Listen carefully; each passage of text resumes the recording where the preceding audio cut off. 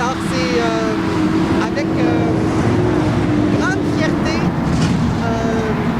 que je suis ici aujourd'hui au nom de la ville pour souligner l'ouverture et encore une fois la place importante que prend la culture sur le territoire de la ville de Passepébiac depuis la mise en œuvre de sa politique culturelle, qui est souvent du papier dans un fond de tiroir, mais ici, on s'y réfère constamment et on essaie d'aller plus loin.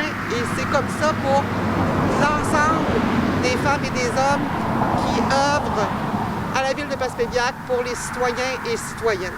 On a vraiment travaillé avec le processus qui est utilisé pour les appels à projets, pour les artistes professionnels, entre autres pour les 1 %. Alors, c'est la rédaction d'un appel à projet où les gens doivent présenter un premier projet sur lequel un comité se réunit, fait un premier choix et les artistes qui passent à l'étape suivante sont rencontrés par le comité pour expliquer leur projet et pour présentation de maquettes. Et à partir de ça, le comité fait un choix sur l'artiste et sur les œuvres choisies qui seront par la suite créées, installées sur les sites qui avaient été déterminés dans l'appel. Puis aussi, à travers tout le processus, quelque chose qui est important de mentionner, c'est qu'on a voulu documenter chaque phase d'exploration, de développement du projet. Donc, à travers l'utilisation d'un blog, notamment. Donc, la rédaction d'articles, un relevé photographique qui vient appuyer chacune des étapes où là, justement, on est allé interviewer Marcel, on est allé le prendre en photo, lui demander « OK, qu'est-ce qui se passe avec telle poutre-là? Qu'est-ce que tu fais? » pour vulgariser aussi à la population, rendre accessible le développement puis le cours de ce projet-là à la population pour qu'eux aussi se sentent interpellés puis qu'on soit vraiment dans un processus de médiation culturelle. C'est sûr qu'il faut souligner le fait que la ville de Passepébiac a fait le choix de faire appel aux artistes professionnels de son territoire pour la création, la mise en place d'œuvres d'art public à titre d'entrée de ville, qui sont situées dans les entrées aux frontières des villes pour souhaiter la bienvenue et le revoir aux gens plutôt que les affiches habituelles.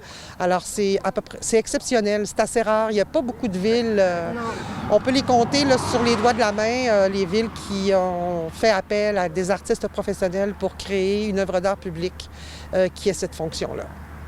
Il faut dire que la ville de Passepébiac et ses citoyens et citoyennes, là, de façon générale, les gens sont attachés à leur histoire, au patrimoine, sont sensibles à la culture et aux arts. Beaucoup d'investissements sont faits par la ville à cet effet-là, tant au niveau des spectacles, tant au niveau de la mise en place de parcours patrimoniaux, de parcours culturels, tant par l'embellissement de la ville aussi. C'est vraiment, ça tient, c'est chaud au cœur des gens d'ici. Et ça se concrétise encore une fois dans l'utilisation d'œuvres d'art pour les entrées de ville. C'est un autre des événements témoins de cette réalité-là ici, l'attachement aux arts, à la culture, à l'histoire et au patrimoine des citoyens et citoyennes d'ici.